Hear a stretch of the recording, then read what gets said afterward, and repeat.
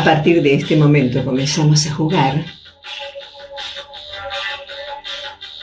de Taquito y Rabona, edición Copa del Mundo. Con ustedes, su conductor, Gonzalo Vázquez.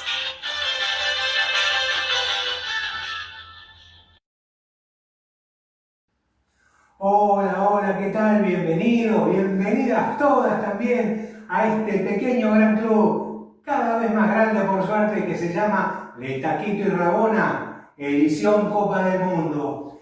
Todas las semanas la reseña de un nuevo campeonato del mundo. Esta vez el turno de la 10ª edición del 10º torneo mundial celebrado en 1974. Pero por supuesto no estoy solo. Me acompaña nuestra voz de terciopelo, la que nos recibe, pero también la que nos despide en cada capítulo. Nilda Duarte, ¿qué tal? ¿Cómo estás?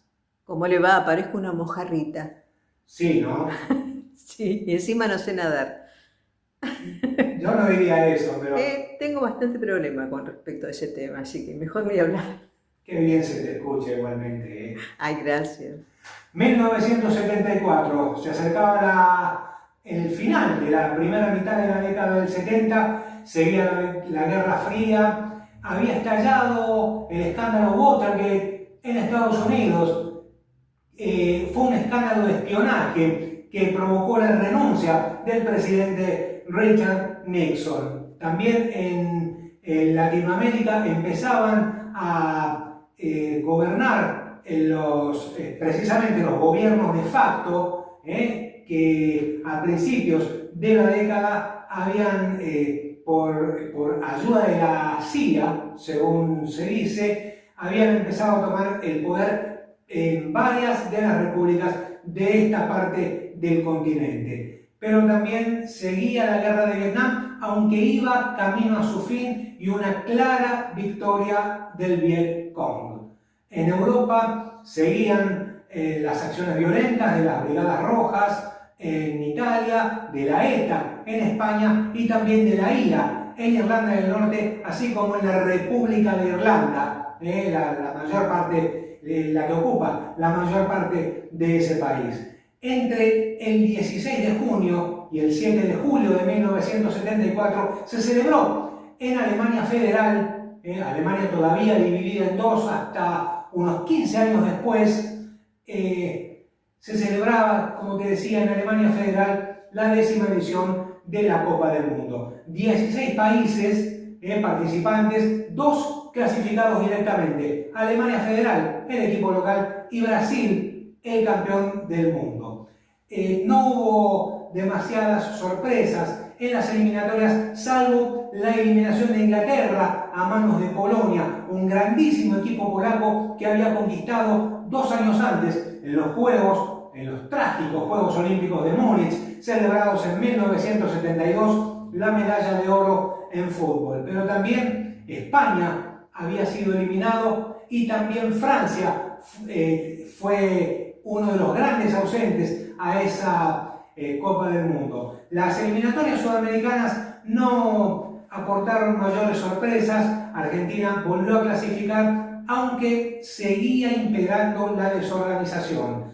Se había logrado el pasaje a Alemania con la conducción de Enrique Omar Sivori, pero después fue reemplazado, fue cambiado como si tal cosa, y fue José Baraca con Víctor Rodríguez como ayudante de campo, que luego de un amistoso frente a Holanda, en el que perdieron, en el que los holandeses se impusieron por 4-1, Víctor Rodríguez salió vociferando del vestuario después del partido que quería la revancha, que los holandeses nunca más le iban a anotar 4 goles a los argentinos. Bueno, con las diapositivas dentro de un ratito vamos a demostrar que Víctor Rodríguez se hubiese callado la boca, ¿no? Pero lo más extraño de las eliminatorias fue que, por ejemplo, Gustav Wittmeier, el entonces vicepresidente de la FIFA, dijo que no veía razón por qué Sudamérica tenía que tener 4 plazas en un mundial europeo y eligió y exigió, mejor dicho, que uno de esos lugares lo ocupara otro equipo europeo. Algo sin sentido, algo sin razón, algo ridículo, si lo querés llamar así, en términos educados. Entonces, el formato de la 10ª Copa del Mundo se había dispuesto en Casablanca en 1970, un tiempito antes del inicio del Mundial de México, y entonces eran 8 lugares para Europa, 3 para Sudamérica, 1 para África, otro para Asia y Oceanía, 1 para la CONCACAF, y los otros 2 que quedaban eran para Brasil y para Alemania, el campeón y el país organizador respectivamente. Lo que Wittmeier consiguió fue que se hiciera una votación con relación a lo establecido en Casablanca, y esa votación concluyó empatada. Dada la intransigencia de los sudamericanos y de los europeos, se decidió por única vez hacer una especie de repechaje de uno de los grupos, de uno de los equipos ganadores de un grupo sudamericano. En este caso fue Chile el sorteado, contra uno de los europeos ganadores del grupo, que fue la Unión Soviética. El primer partido estaba pactado para el 26 de septiembre de 1973. El 11 de septiembre de ese año, es decir, unos 15 días antes, el dictador Augusto Pinochet derrocaba violentamente al gobierno socialista de Salvador Allende, que mantenía una óptima relación con el Kremlin. El embajador soviético en Chile fue expulsado inmediatamente y hubo un clima tenso entre los dos países políticamente hablando. Así y todo, el partido en Moscú se disputó y Chile obtuvo un sorprendente empate 0-0 que lo dejaba en condiciones muy buenas para obtener la clasificación que se jugaría en el Estadio Nacional de Santiago en noviembre. Unas semanas antes, la Federación Soviética de Fútbol, mediante un comunicado, decide que no iría a disputar el partido frente a Chile debido a las circunstancias políticas imperantes en Santiago en aquel momento, y solicitó al mismo tiempo la designación de una sede neutral en Sudamérica, que podía ser Buenos Aires, Montevideo, Río de Janeiro o Asunción. El pedido fue denegado por amplísima mayoría. Los soviéticos no se presentaron a jugar la revancha, y así fue que Chile obtuvo la clasificación a la Copa del Mundo. Unos convulsionados, muy convulsionados años 70, las relaciones, las circunstancias vividas, las circunstancias ardientes que se habían vivido en la década del 60, hicieron mella en los años siguientes y finalmente explotaron. Había convulsiones políticas y sociales en todas partes del mundo. Tanto es así que 2 años antes, en 1972, los Juegos Olímpicos de Múnich estuvieron marcados por la tragedia. Un grupo de terroristas palestinos había ingresado en la Villa Olímpica, que carecía de la seguridad suficiente, secuestraron a los atletas israelíes y asesinaron a 11 de ellos en el aeropuerto militar cuando pensaban escapar, exigiendo la liberación de algunos prisioneros de origen palestino a la primera ministra israelí. Hablamos, claro, de Golda Meir. Entonces, fue por eso que en 2 años a esa parte el Mundial se vio lleno de medidas de seguridad sin precedentes, medios perfectos y la seguridad a la orden del día. Pero bueno, basta de palabras y ahora sí te invito a ver las diapositivas. Y así comenzamos con nuestro logo. Muchísimas gracias, Juancito Roca, de todo corazón. Este diseño precioso que ha escrito mi nombre y pasión por el deporte. Muchísimas gracias, Juancito. Un distintivo para quien les habla. El taquito y la rabona, otro de nuestros distintivos. El distintivo del programa que no solamente se ocupará de la Copa del Mundo, sino también de algunos otros deportes que ya iremos desarrollando. Copa del Mundo de 1974 en Alemania Federal, el afiche oficial en una pintura de un delantero pegándole de volea a la pelota. Por cierto, bastante deformada la pelota, como la pintó el artista. La pregunta, ¿no estará desinflada? Te dejo esa inquietud. Tip y Tap, las mascotas oficiales del torneo, proponiendo la hermandad entre los pueblos, sobre todo entre los ciudadanos alemanes, ya de por sí divididos, entre lo que Winston Churchill, el primer ministro inglés, llamó la cortina de hierro, que dividió a Berlín en Oriente y Occidente. La capital de Alemania Oriental siguió siendo la parte este de la ciudad de Berlín, en tanto la capital de Alemania Occidental fue designada la ciudad de Bonn. A partir de este año 74 se puso en juego este nuevo trofeo llamado Copa Mundial de la FIFA, FIFA World Cup, como está escrito en su base, en inglés. Fue realizado en 1972 por el escultor Silvio Gazzaniga en el taller Bertoni, en Italia, claro. Mide algo más de 36 centímetros y ahora pesa un poco más de 6 kilos y está construida en oro 18 quilates con base de malaquita y en su momento costó unos 125.000 francos suizos de oro, alrededor de unos 100.000 dólares estadounidenses de aquella época. Hoy día tiene un valor incalculable.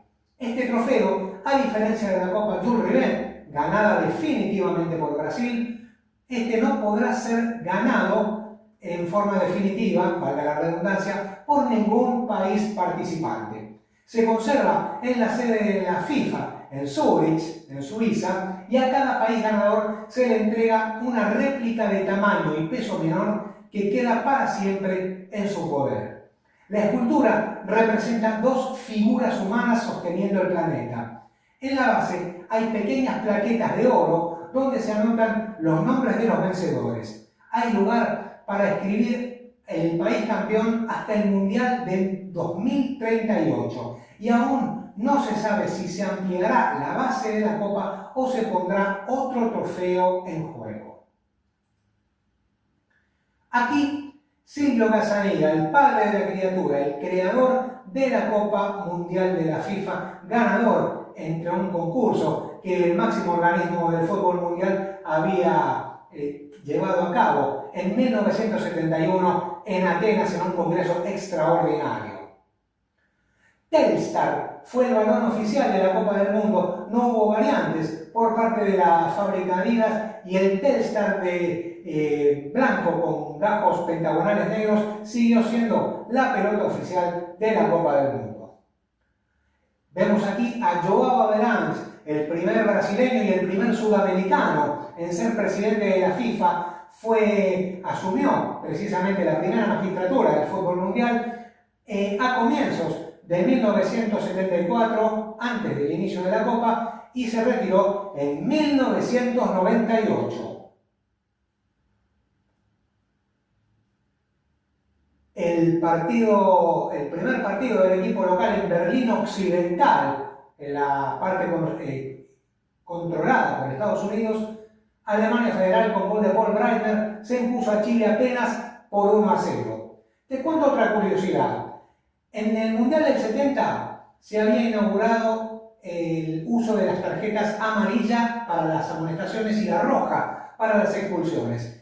No hubo expulsados en aquella Copa del Mundo y Carlos Caselli, el delantero chileno, fue el primer jugador en la historia de los mundiales en ser expulsado tras recibir la tarjeta roja, precisamente en este partido frente al equipo local. Alemania Federal después le ganó en Hamburgo 3-0 a Australia por los octavos de final. Vemos dos fotos, a la izquierda la acción del partido y a la derecha el tercer gol alemán marcado de cabeza, cómo no, por su magnífico y mortífero número 13. Hablamos, claro, de Gerd Müller. El fútbol derrumbó por 90 minutos el muro de Berlín y se enfrentaron las dos Alemanias.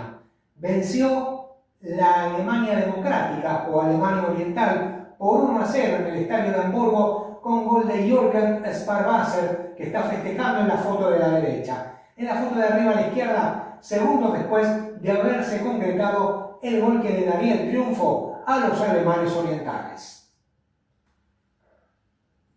Holanda le ganó a Uruguay 2-0 en Hannover en la primera fecha y dominó el partido con amplitud. El equipo de Johan Cruyff, 2 goles de Red para la victoria del conjunto dirigido por Marinus Michels. Fue 2-0 nada más porque los holandeses, a pesar de tener un notorio y total dominio del partido sobre los uruguayos, adoptaron una actitud conservadora ante el juego por momentos violentos de los sudamericanos que sufrieron la expulsión de Julio Montero Castillo.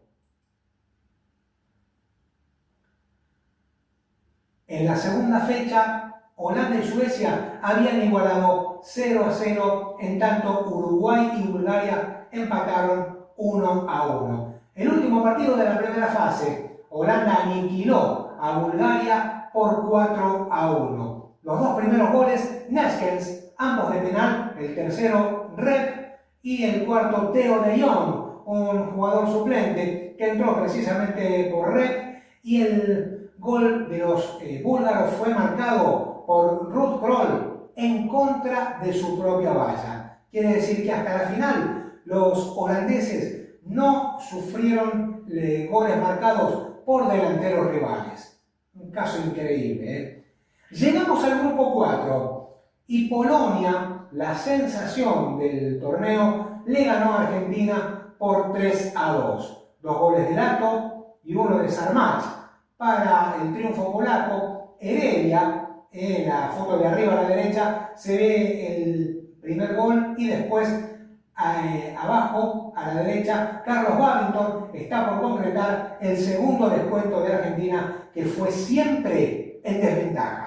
Argentina perdió el primer partido 3-2 frente a Polonia, en tanto Italia le ganó apenas 2-0 al equipo de Haití. Y a la segunda fecha nos vamos en Stuttgart. Argentina e Italia igualaron 1-1. En la foto de la izquierda en blanco y negro, el golazo de René Houseman para abrir el marcador ante Argentina. Pero antes de concluir el primer tiempo, Roberto Perfumo, caído en la imagen en color, batió a su propio arquero Carnevali, marcando un gol en contra, y así el empate definitivo entre argentinos e italianos. 1-1 en la segunda fecha en Stuttgart, mientras que en Múnich, en el Estadio Olímpico, Polonia le hizo lo que quiso a Haití, le ganó, lo goleó, cómo no, por 7-0. Lato y Sarmach y algunos compañeros más se hicieron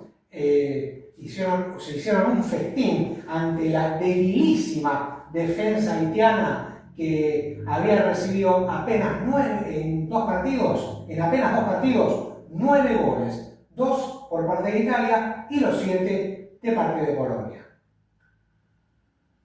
En la última fecha, Argentina debía ganar por la mayor cantidad de goles posibles. Lo hizo por 4-1, 2 de Yazalde, Houseman y Babington, los tantos argentinos. Alfred Shannon fue el que descontó para el equipo haitiano, y este partido estuvo rodeado de sospecha también, porque hubo una incentivación por parte de los jugadores argentinos hacia el equipo polaco para que vencieran a Italia en la última fecha, porque en caso de empate serían los italianos los que clasificarían. Fue así que Argentina, por goleada, siguió alimentando ilusiones, avanzó de ronda, mientras que Italia sufrió la derrota por 2-1 y debió volverse a la península. Lo que te decía, Polonia venció a Italia, ganó los 3 partidos.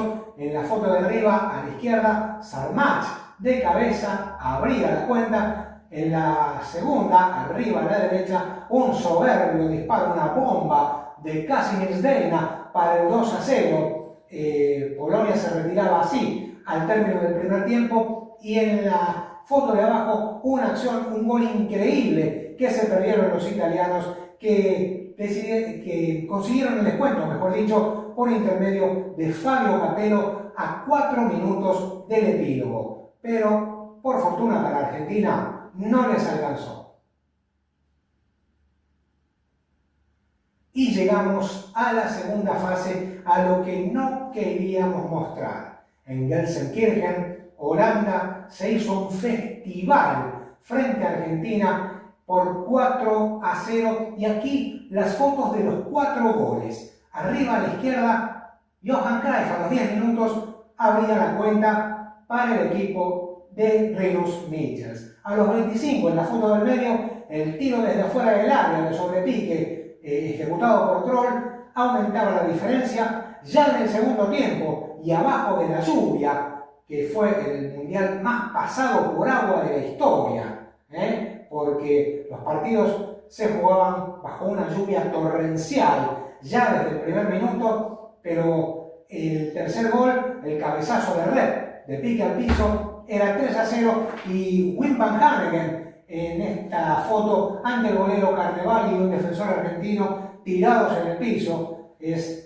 el que celebra el tercer gol, y esa foto no hace sino reflejar lo que pasó a lo largo de los 90 minutos. Y en el minuto 90, precisamente, tomando un rebote, Johan Cruyff bate por segunda vez al arquero Carnevali, el cuarto del equipo, el segundo personal, concretando la goleada del equipo holandés sobre Argentina, confirmando lo que Víctor Rodríguez, o contrariando lo que Víctor Rodríguez había dicho en un amistoso disputado en Países Bajos. Así que Holanda no le marcaba más a los argentinos 4 goles, debiera haberse callado la boca. La segunda fecha, otra vez en Gelsenkirchen y otra vez abajo de la lluvia. Holanda sumaba y seguía, y con su arco prácticamente invicto, porque derrotaba a los alemanes orientales 2-0. En la primera foto, la de la izquierda, el gol de Neskens desde el borde del área chica para el 1-0, y precisamente el número 13 holandés en la foto de la derecha, en otra acción del encuentro que terminaría 2-0 con otro tanto marcado por Johannes Red. Holanda 2, Alemania Oriental 0 en Gelsenkirchen. Alemania Federal le ganaba a Yugoslavia 2-0 en la primera fecha de la segunda fase del grupo B. En este caso, en el partido disputado en Düsseldorf, en la foto de la izquierda, o el gol, la bomba de Paul Breitner en el primer tiempo para establecer el 1-0, y a 4 minutos del final, en el área chica, cómo no, el número 13, el clásico número 13, Gerd Müller, para poner cifras definitivas para el equipo de Franz Beckenbauer. Alemania Federal 2, Yugoslavia 0.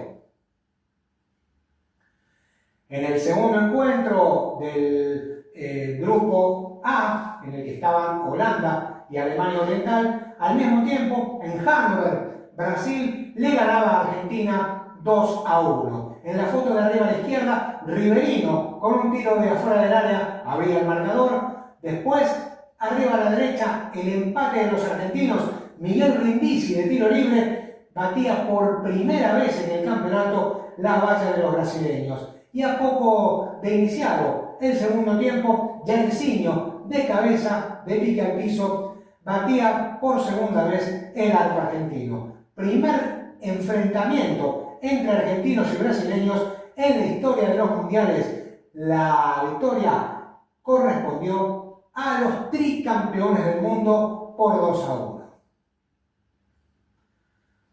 En la noche lluviosa de Düsseldorf, el partido más difícil del equipo que sería campeón del mundo. Alemania le ganaba a Suecia 4-2. Con un golazo de Ralf Edström, los suecos se ponían en ventaja, y así terminaba el primer tiempo. Ya en la segunda parte, el tanto de Obra en la foto de arriba a la izquierda, colocando el 1-1 parcial. Pocos minutos después, desde el borde del área, eso quiere decir, Von Hoff y un derechazo que pegó en el palo derecho, recorrió la línea del arco, pegó en el palo izquierdo y se transformó en el 2-1. Poco más tarde, Sandberg para Suecia decretaba el 2-2. Luego Grabowski, faltando pocos minutos, colocaba el tercer gol alemán y Uli Hoeneß de penal en la foto de abajo a la derecha para establecer cifras definitivas y la victoria de los alemanes aquella noche, vestidos de verde, 4-2 sobre los suecos. En tanto, Polonia le había ganado a Yugoslavia por 1-0. Y la batalla del agua. Alemania Federal frente a Polonia en Frankfurt en la segunda fase, mientras que Argentina había empatado frente a Alemania Democrática 1-1. Los argentinos salieron con un brazalete negro en señal de luto a jugar el partido porque 2 días antes había fallecido el presidente Juan Domingo Perón. Prestá atención a cómo tuvieron que sacar el agua acumulada, una lluvia torrencial antes del partido, que por supuesto empezó retrasado. Bombas y máquinas extractoras de agua para que el campo de juego estuviera en condiciones. Aún así, se disputó en una cancha pesadísima. Y aquí están algunas de las imágenes. Von Hoff, arriba a la izquierda, supera la marca de Gorgon. Mirá cómo estaba la cancha. Uli Hoeneß jugando la pelota con dificultad frente a un jugador polaco. Después, una triple salvada de Sepp Maier frente a la delantera de Polonia, que había tomado como consigna bombardear el arco alemán desde todos los ángulos y distancias, dado el estado de la cancha, el pésimo estado de la cancha. Aún así, el gran Sepp Maier se las arregló para tener su arco invicto. Promediando el segundo tiempo, nos vamos a la foto de abajo, hubo penal para Alemania Federal. Lo ejecutó Uli Hoeneß y el arquero Jan Tomaszewski, con el número 2 en la espalda, lo atajó. El encuentro seguía 0-0, pero faltando 11 minutos, un rebote le quedó a Gerd Müller en el medio del área y el número 13, cada vez que decide tirar al arco, no perdona. Y así fue como Alemania Federal le ganó a Polonia por 1-0 y consiguió su boleto para la final de la 10ª Copa del Mundo. Holanda le ganó a Brasil 2-0 en un encuentro violentísimo disputado en Hannover, aunque parezca mentira, sin lluvia. El primer tiempo terminó 0-0. En el segundo, el número 13, Neskens, en la foto de la izquierda, abre el marcador, siendo el primer gol de jugada que le marcaban a Brasil en el torneo. Y promediando esa segunda parte, otra vez Johan Cruyff como protagonista excluyente para anotar el segundo y definitivo gol y colocar a los holandeses, el equipo revelación a esa altura del campeonato, el candidato de todos para llevarse el trofeo al Palacio Real de La Haya. Holanda le ganó a Brasil 2-0 y al mismo tiempo Argentina igualaba 1-1 frente a Alemania Democrática. Y aquí el partido por el tercer puesto el día anterior a la final en el mismo estadio, en Múnich. El Polonia le ganó a Brasil por 1-0, un gol de contraataque en el que los polacos en 3 toques llegaron al gol. El número 16, Grzegorz Lato, emprendió una larga corrida desde atrás de la mitad del campo y cuando le salió Leao, el arquero brasileño, cruzó el remate a la base del palo derecho, como se observa en la foto en blanco y negro de la izquierda, para colocar 1-0 a favor de su equipo. La foto de la derecha, segundos después del gol polaco, y la foto de abajo a la derecha, el festejo del autor del gol, que se consagraría así como el máximo artillero momento del Mundial. Polonia conquistó el tercer puesto habiendo perdido apenas un solo partido frente a Alemania Federal. El Olympia Stadium de Múnich, la sede de la final, el escenario de la final, hoy ya demolido, construido para los Juegos de 1972 que se celebraron con el éxito, o mejor dicho, con el fracaso ya conocido y ya relatado, los trágicos Juegos celebrados en Múnich. Entonces, los alemanes, como se dice en la Argentina, no quisieron más lore en cuanto a seguridad y fue así que el Mundial se vio provisto precisamente de medidas de seguridad, hombres armados, seguridad pública y privada, todo tipo de garantías para los espectadores de todas las nacionalidades. Las formaciones iniciales de Alemania Federal y Holanda. Por Alemania, vestida de blanco, Sepp Maier en el arco, Bertie Vogts, Beckenbauer, Schwarzenberg y Paul Breitner en la defensa, Rainer Bonhoff, Hennes y Obra en la mitad de la cancha, Grabowski, Müller y Holzenbein, los 11 iniciales del equipo de Helmut Schön. Por Holanda, Jongbloed, Surbier, Rippergen, Ali Hahn y Rudi Krol. Después, Jansen, Neskens y Wim van Hanegem en la línea media.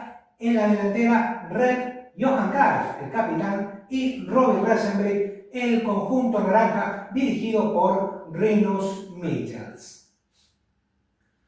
John Taylor de Inglaterra fue el árbitro de aquella final. Era la tercera vez que un juez inglés dirigía el partido decisivo de un mundial.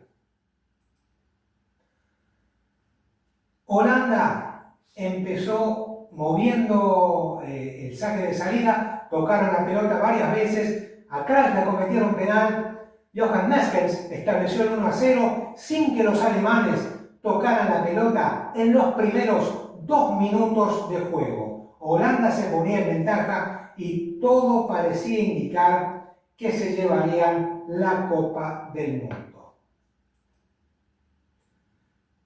Pero el fútbol da sorpresas y a los 25 de ese primer tiempo, penal a Holzenbein cometido por Surbier y Paul Breitner con tiro fuerte a la derecha del arquero Jongbloed colocaba el 1-1 y ahora sí parecía no tener dueño seguro la Copa del Mundo en la primera edición de la Copa Mundial de la FIFA, la de Silvio Casamiga.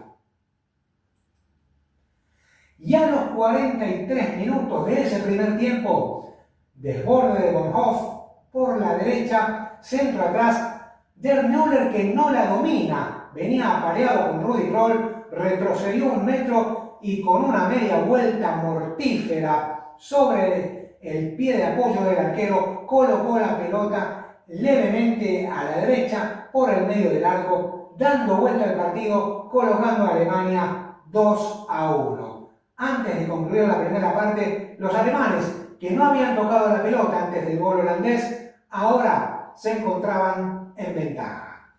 No se registraron tantos por primera vez en la historia de los mundiales en el segundo tiempo de aquella final. Pero hubo, más allá del incesante ataque holandés en busca de la igualdad, hubo una acción aislada. ¿Qué fue esta?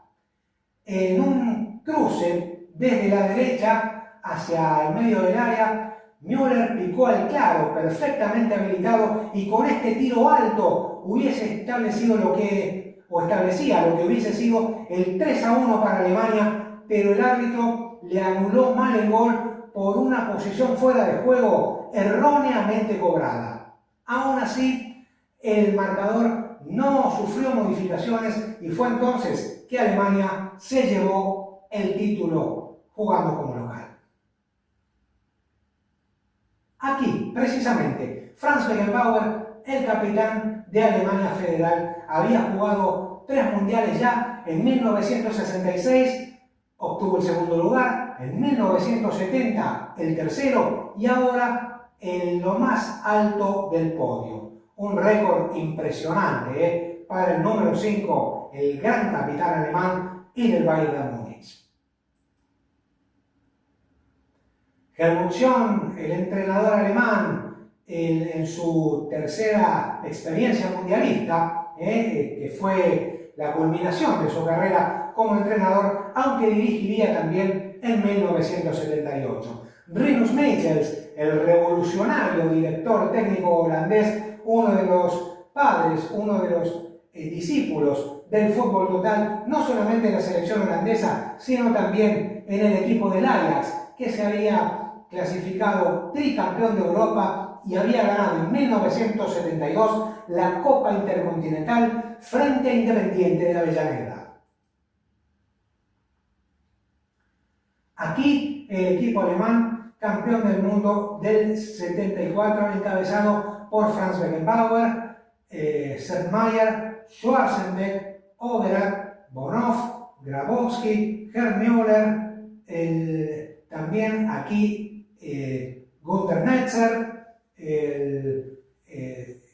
aquí Bonhoff también, Schwarzenbeck, Paul Breitner y Bertie Vogts son los 11 alemanes. Y aquí la naranja mecánica en su presentación frente a Uruguay.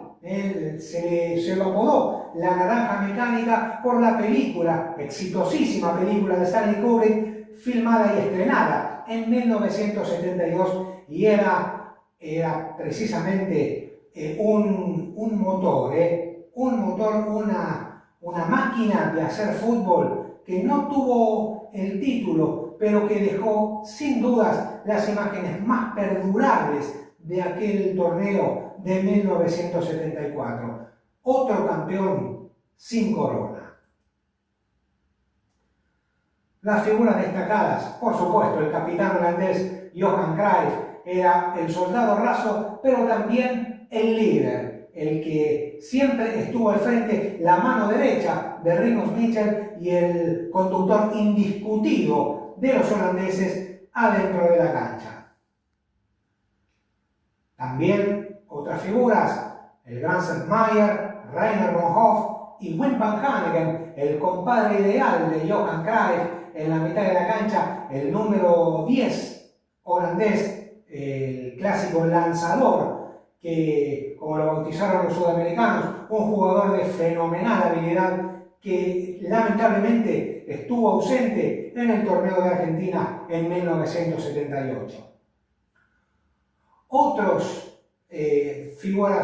jugadores destacados, el sueco Ralf Edström, autor de golazos, especialmente frente a Uruguay en el segundo partido y frente a Alemania Federal en la segunda fecha de la segunda fase. Y por supuesto, cómo no, Gerd Müller, el grandioso goleador alemán con 14 goles, 10 en 1970 y 4 en 1974, tuvo un récord absoluto hasta la aparición de Ronaldo, precisamente Ronaldo Nazario, el astro brasileño, que lo superaría, y después Miroslav Klose con 2 goles más, pero con 5 mundiales disputados lo desplazaron del primer lugar. Sin embargo, pocos definían como él, y en instancias como una final de la Copa del Mundo.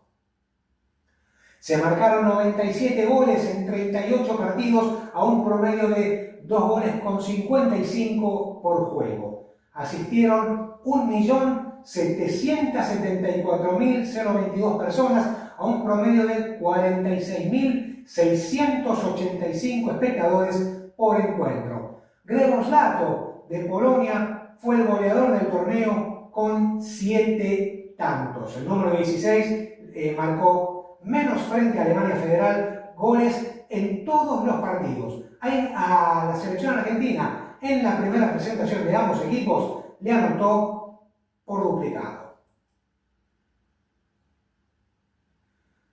Famosos nacidos en 1974. La actriz española Penélope Cruz, también muy conocida en el ámbito de Hollywood. Ya ha sido protagonista de varias películas, no solamente estadounidenses, sino también en su tierra, en España.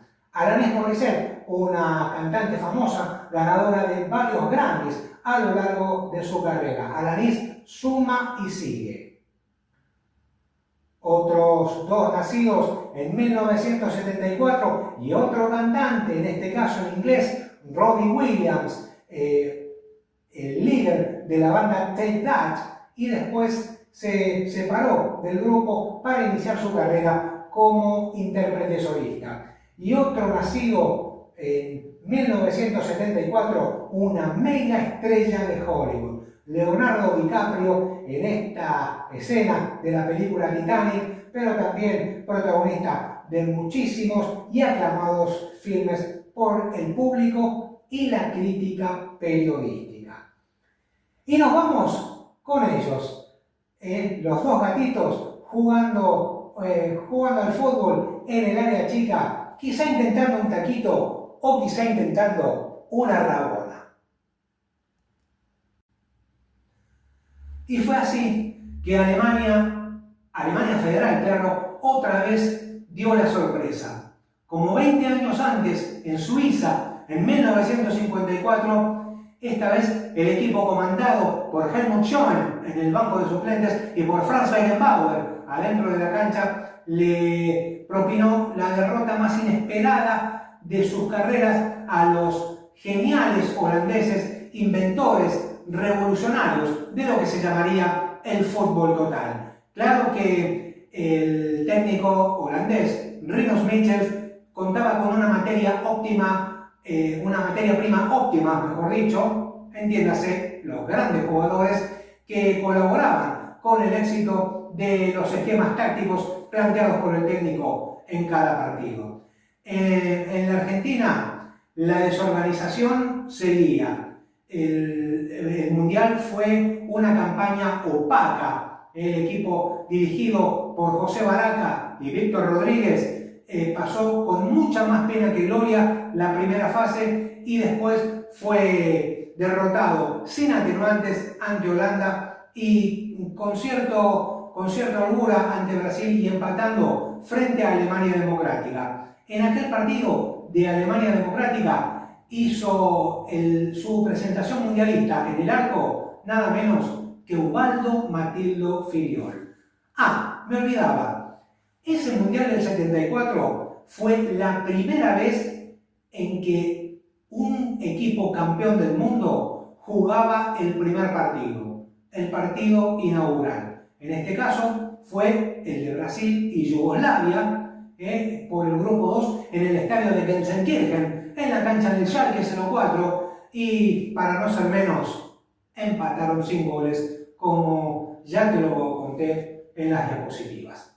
Hasta aquí la reseña del Mundial del 74, con un nuevo campeón, el primer ganador de la Copa Mundial de la FIFA, esculpida, realizada por Silvio Gazzaniga, un escultor de los talleres Bertoni en Italia, que tiene plaquetas de oro para colocar el nombre del vencedor hasta el Mundial del 2038. Alemania, por primera de 3 veces, se consagró levantando el máximo trofeo a nivel internacional. La copa más linda que le decimos los hinchas de los mundiales. A propósito, Nelda, ¿te gustó esta reseña del Mundial del 74? La verdad que nunca la había escuchado. Bueno. Sinceramente, me sorprendió. Y para mal, ¿no? Porque qué desastre social y político. Seguro. Fue por eso que los alemanes se reinventaron, reforzaron, y vaya si lo hicieron, las medidas de seguridad que rodearon a todos los partidos del Campeonato del Mundo y finalmente nada grave ocurrió. Hasta aquí, te decía, la reseña del Mundial del 74. Les agradecemos, por supuesto, las visualizaciones de todos los capítulos. Los miércoles por YouTube, después los jueves ya nos vamos a poner al día en Facebook y también en Instagram. Buscame en la página Gonza Vázquez en YouTube y en Gonza Vázquez también el muro de Facebook y el grupo de Taquito y Rabona. Les agradecemos profundamente todos los comentarios, los halagos, las visualizaciones y también las críticas que nos sirven para aprender cada día un poquito más. Con el fútbol y con los mundiales nos reencontramos la próxima semana y el turno tan esperado. Vamos a hablar de Argentina en 1978. Nos despedimos con nuestra voz de terciopelo. Chao, hasta la semana que viene.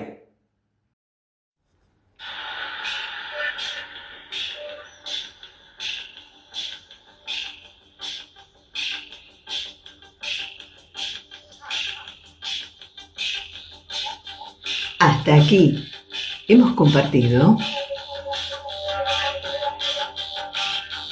de Taquito y Rabona, edición Copa del Mundo.